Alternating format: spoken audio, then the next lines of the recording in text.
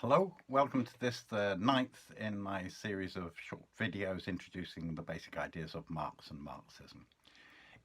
In this one, I'm going to talk about Marx's labour theory of value and surplus value.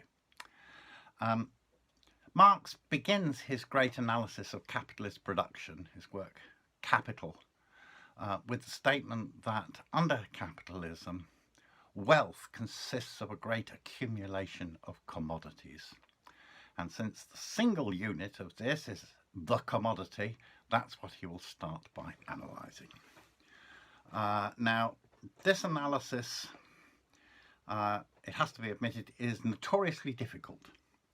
I think it's probably fair to say it's the first chapter, the beginning of Capital, but it's also the most difficult part of Capital. So I'm going to try to explain it as straightforwardly as possible, but without distorting it. I'll do my best to do this in 10 to 12 minutes anyway. Now, according to Marx, the value of a commodity is determined by the amount of labour required to produce it. That is why it's called the labour theory of value.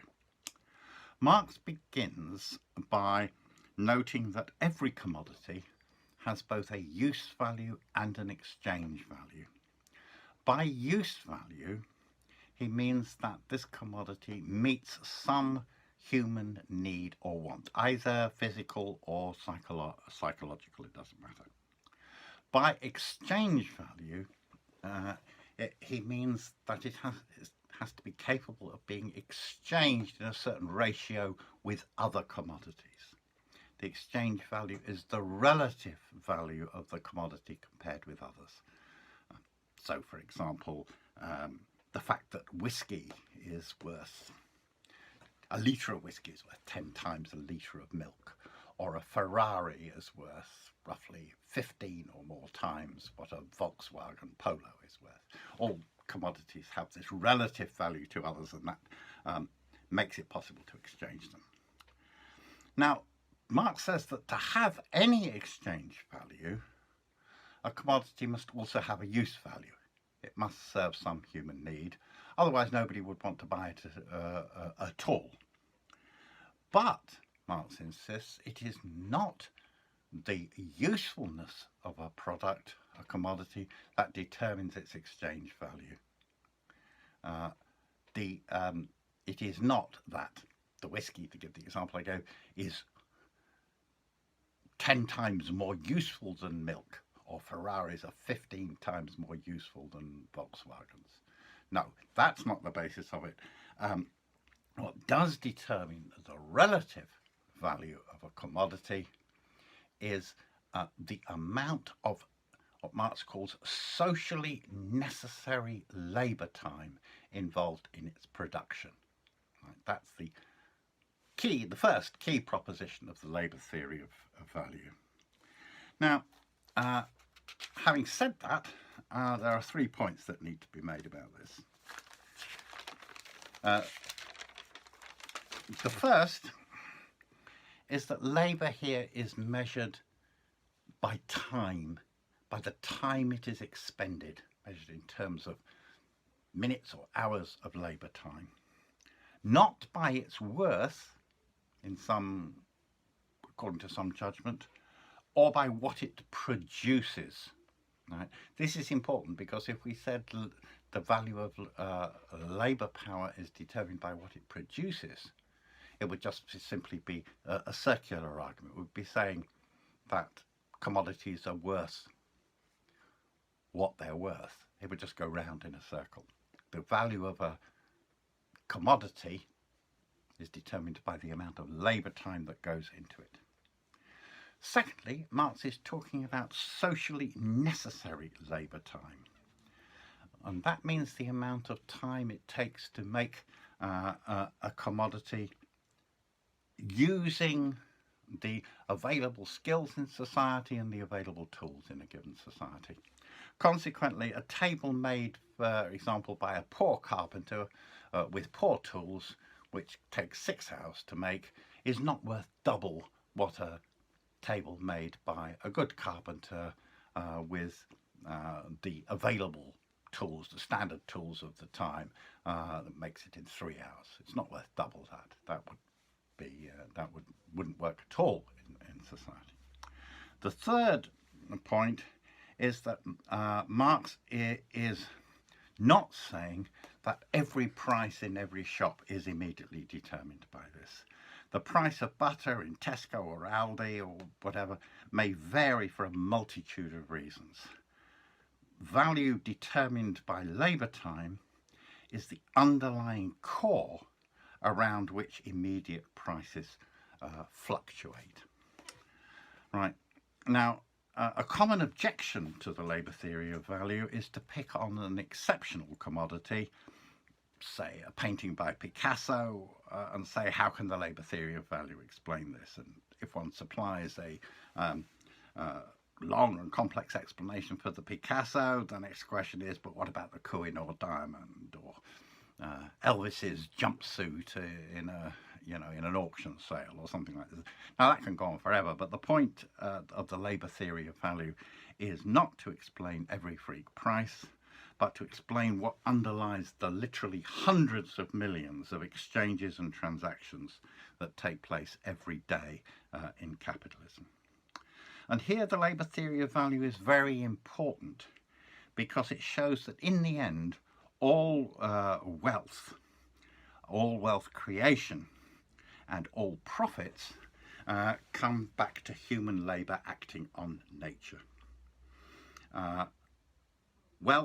Neither wealth nor profits are created by brilliant entrepreneurs, as they would have us believe, nor, despite the illusion of the stock market and currency speculation and so on, does money by itself make money.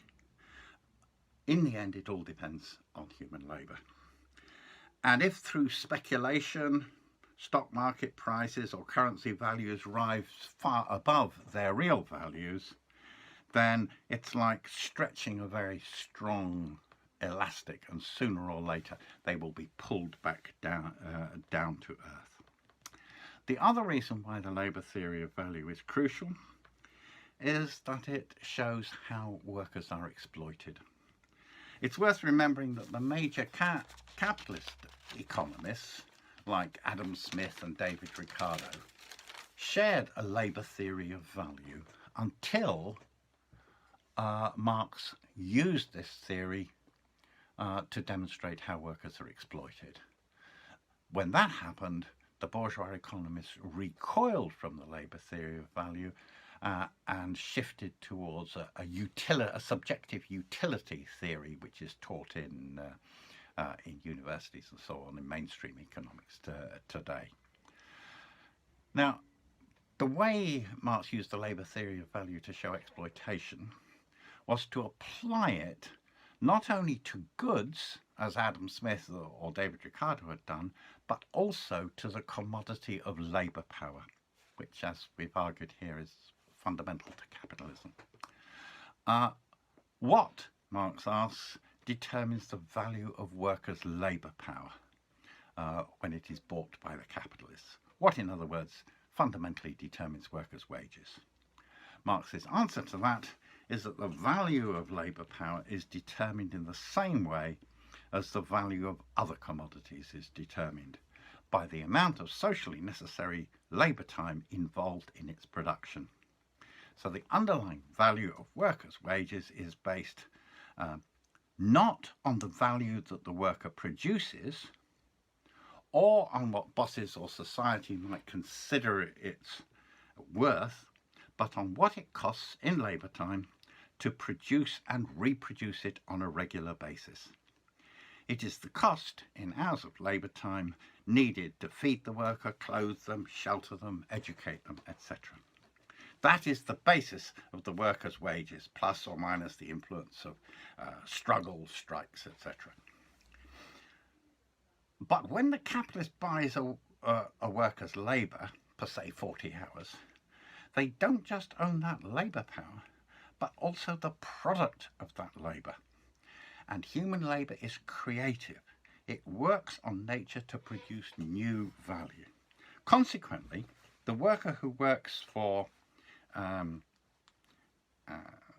40 hours for the boss actually reproduces the cost of their labour, of the production of their labour, on average on 20 or 30 hours. The labour time required to produce the worker's labour is less than the time expended on work by the workers. And the difference, the surplus value, is pocketed by the capitalists. And this exploitation, this extraction of surplus value from the labour of workers is not the exception but the norm. It doesn't just happen with rogue employers, but with all employers under capitalism. The longer the capitalist can get the worker to work, and the more intensely they can get them to work, and the lower the wages they pay, the higher will be the rate of exploitation and the profits they make. Nor is it just a question of exploitation. Marx's theory of surplus value shows why there is a built-in conflict of interest between capitalists and workers that runs right through the system and underpins the class struggle. Finally, the labour theory of value points to what Marx considered one of the major internal contradictions of capitalism, namely the tendency of the rate of profit to fall. And that is something that I will explain in my next video. Thank you.